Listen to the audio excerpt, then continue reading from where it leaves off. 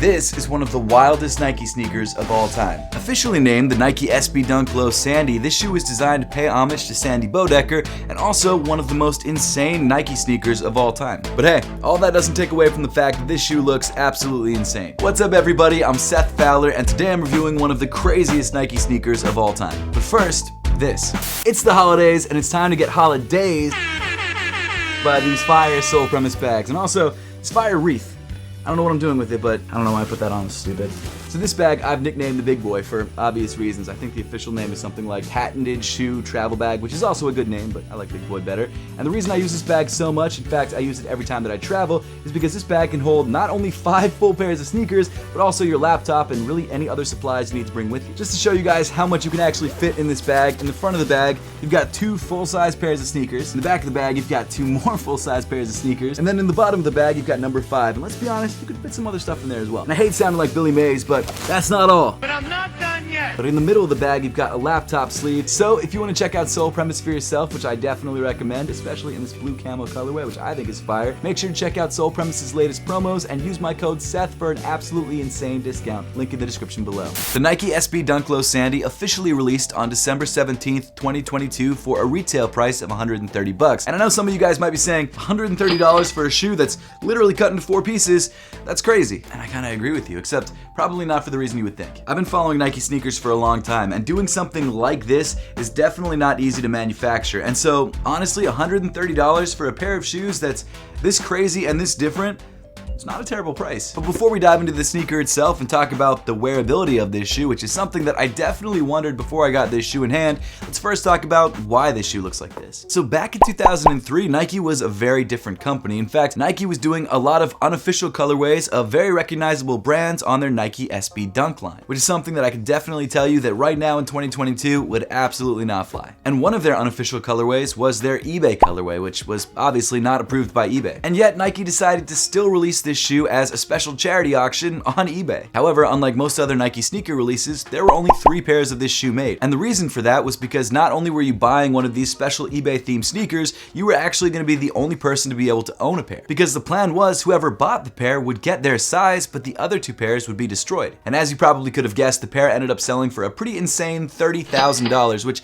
in 2003 was a lot of money, and even in 2022 it's still a lot of money for a pair of sneakers. And it's even crazier because back in 2003, sneaker resale wasn't like that. No one was paying thousands of dollars for pairs of shoes like they are now. However, even though the shoe sold for an almost unbelievable amount of money back in 2003, all of the money went to go build a skate park in Portland. And in an even wilder twist of fate, the winner of the auction was Sandy Bodecker, who, if you don't know, is credited with making Nike SB what Nike SB is today. After Sandy won the auction, the other 2 pairs were cut up, creating this iconic photo, and that pair became one of the most valuable Nike sneakers in existence because there was only one, and the story behind that shoe was almost unbelievable. But now in 2022, Nike released the Nike SB Dunk Low Sandy, which pays homage to the late great Sandy Bodecker, and of course the release of this shoe coincides generally with the 20th anniversary of Nike SB. And obviously, if you couldn't tell, that's why this new version of the shoe looks like it was cut up. So yes, this shoe is absolutely insane. This is not a shoe that I think most people would consider wearing on a daily basis. But I will say, knowing the story behind this shoe does make me like this shoe a lot. A lot more than I think I should have based on the way that this sneaker looks. I'm actually buying a second pair right now because I want to give away a pair on Whatnot because I think it would be a really cool giveaway for my stream next week. If you guys want to check that out, there will be a link in the description below. But this was unplanned. I love this shoe so much, I want someone else to have it as well. But even knowing the story, I think the question arises in your mind, is it comfortable? Is it even wearable? And the answer to that question is, yeah, kinda. Surprisingly, even though this shoe is really only 2/3 of a Nike SB Dunk and the other third like plastic TPU material, it still feels decent on foot. And the reason for that is because all of the parts that are plastic aren't really in places that affect the way that you walk. At first glance, I thought that this area might dig into your ankle because it's like this thin, almost raw piece of plastic. It's not, it's actually rounded, but I thought that it might sort of cut into the bottom of your ankle. And after wearing the shoe for a little bit, it doesn't. Surprisingly. Now I will say that I am very interested in the way that this shoe creases over time, because obviously in the toe area of the shoe you do get a lot of creasing, especially when you wear a pair of shoes, and this plastic material definitely creases along with the leather on the upper of the shoe, which means that over time you might get some weird crease marks in this plastic. I don't know exactly what that's going to look like because I've only worn this shoe a little bit, but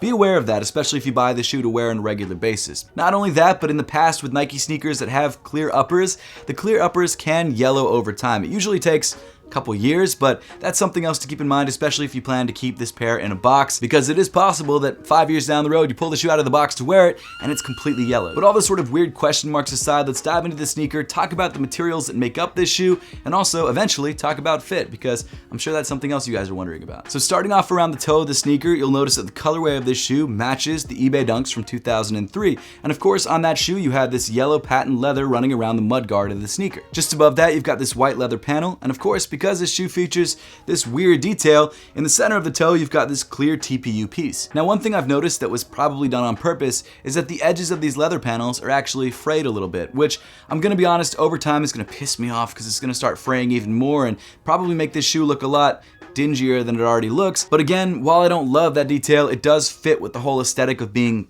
cut in half. This shoe is cut in half. I would like to exchange it for one that is not cut in half. Moving up from there, you get the rest of your white leather tongue and of course your yellow mudguard, which is only half of those panels because, you know, obviously it's cut in half. You're telling me this shoe was delivered to you like this? And then moving up from that, you get to this bright neon green patent leather eye stay. Weaving through the eye stay, you've got these blue oval laces, and then underneath the oval laces, at least on the bottom half of the tongue, you've got this white nylon material. Moving up from there, you get to another one of the cut details on the shoe, which of course means it comes in this clear plastic. But what's nice about this cut detail on the tongue is that it's actually edged with this nice lime green piping, so it's not going to dig into the side of your foot. And then we get to the top of the tongue, which comes in this white fabric backed by this neon green fabric. And of course, because this is technically a Nike SB Dunk, it features a padded tongue, or at least half of a padded tongue, because the bottom half is plastic. This is such a weird shoe, man. I can't get over it. At the top of the tongue, you'll notice this bright red tag with this yellow stitching that says SB with the Nike logo, and then just below that, you've got hashtag Nike SB Forever, which some people have thought means Sandy Bodecker Forever. Of course, the official meaning of the letters SB is skateboarding, but because Sandy Bodecker had such a huge impact on Nike SB, some people have thought that internally maybe Nike considers it Sandy Bodecker. Then moving inside the sneaker, you've got more of this bright green sock liner, which again is really only like 2/3 of a sock liner because part of it's cut in half and features this little plastic area, which again, surprisingly does not dig into your ankle. It's actually a little bit below your ankle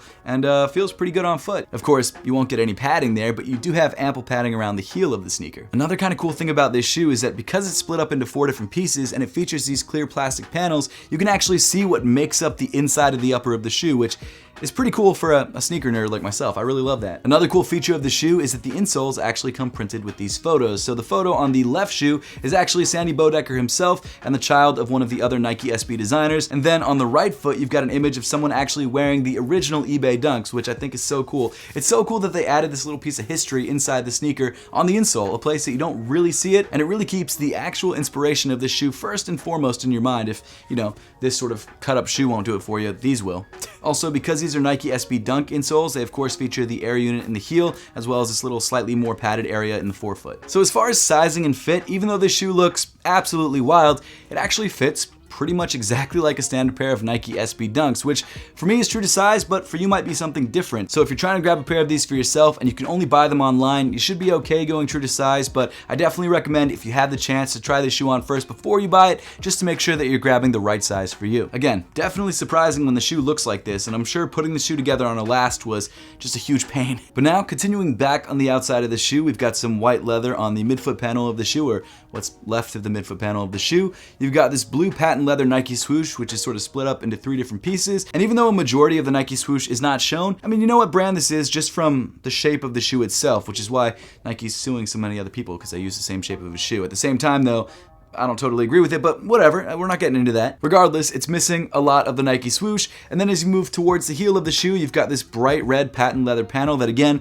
is cut right through the middle and wraps all the way around the heel. And then rounding off the back of the shoe, you've got this white leather heel tab with SB embroidered over the Nike swoosh. Moving down on the shoe, we get to another one of the pretty wild details about this sneaker, and that's this sort of split up midsole and outsole. Now what's interesting about this midsole and outsole is that unlike the upper of the shoe, it's not made of different materials from one another. It's actually all made of the same kind of rubber compound, however different parts of the rubber compound are dyed in different ways. And as you can tell, the midsole itself was actually poured at a different time than the outsole because the colors don't exactly line up, which is definitely a bummer and actually gets worse on the medial side of the shoe.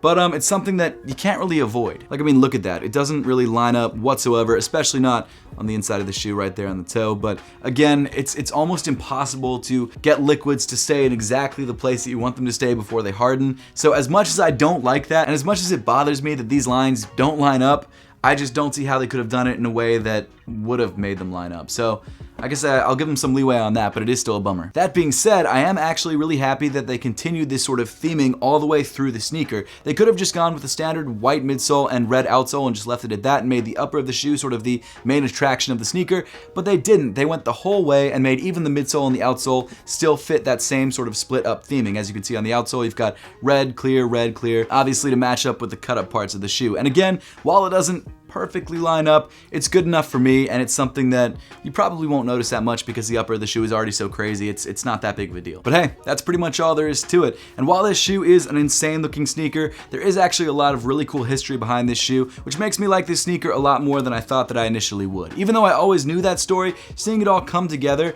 and seeing the insole and all the little details that make this shoe that much more, I guess, personal than I originally thought that it was, really makes me love this sneaker. And honestly, I'm kind of down to wear this shoe. I'm excited. And as the owner of a sock brand, I'm also excited by the possibility of being able to see your socks really easily in the side of the shoe. I think that's pretty cool. You can rock your Apothecary socks in style and show off exactly which colorway you're wearing. In fact, if you are wearing these shoes with Apothecary socks, make sure to take a picture on Instagram, tag me in it, and tag Apothecary in it, and we'll repost it. But at this point, I would love to know your thoughts on this absolutely insane Nike SB Dunk Low Sandy and whether you could see yourself actually rocking this shoe. So make sure to let me know your thoughts in the comment section down below. And as always, thank you so much for watching, and I will see you all in the next one.